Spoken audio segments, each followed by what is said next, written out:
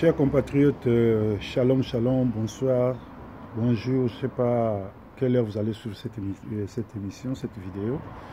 Je l'ai fait parce que je viens de recevoir une et plusieurs questions sur ma table. Les gens se posent des questions. Félix Tshisekedi, le nouveau président du Congo, à peine une année à la présidence comme président, il vient de perdre plus de 21 personnes de ses proches, qui sont ses collaborateurs, ses conseillers, ses parents, tout.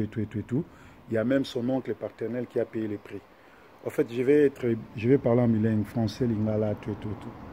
Alors, makambo ya Congo, eza makambo ya grave, Nazali André qui est à Manchester, Ezali les messagers de la bonne nouvelle, les pasteurs Salomon, proverbe 30, Nazana résidence à Manchester, Awa, na Manchester, na Mongalema.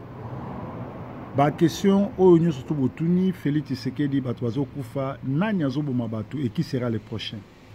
Ba réponse nangeza simple.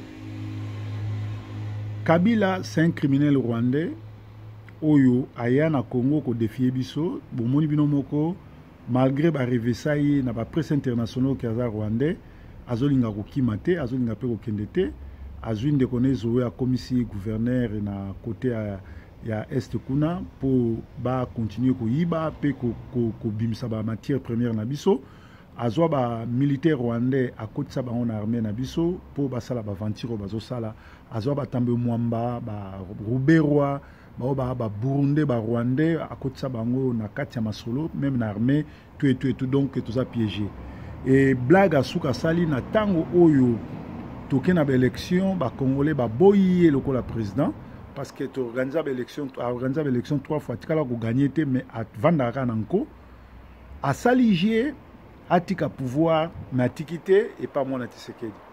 En tout cas, félicitations à Félix Tshisekedi, na Géosali, na Nengozo récupérer pouvoir na Malembe, parce que na Mafkasi, il n'y a que Simbate, parce que garçon a Azana Minduki, Azali Bongo, trop dangereux, et puis à Piéjaki. Mais c'est quoi Sali Ndengenini? L'air à Tikeli Félix pouvoir et à Lokuta ou à Tikela Kiwana.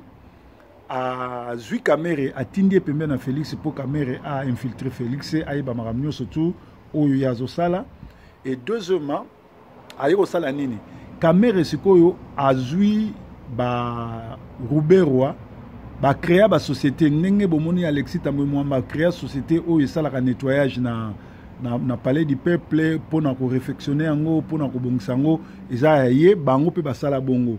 Donc, bata FCC, ba criminel, bazali bon, ba commerçant, donc ba créer ba compagnie. Alors, compagnie où est-ce la nettoyage na palais na parlement, pe na présidence, compagnie wana eza ya Ruberwa. Et ce que tali bien, ndaku oyo président de la République azotonga na nsele bato atongi ngo za ba Rwandais erreur munene oyo Félix asalaki yangwana. Alors Ruberwa l'air à côté ici bande connaît ba Rwandais na kati ya masolo ya cleaning to ya nettoyage ya présidence ba Rwandais wana nde bazotiaka ba poison pour na kosilisa ba Congolais. Félix yemongo ba raté plus de 10 fois.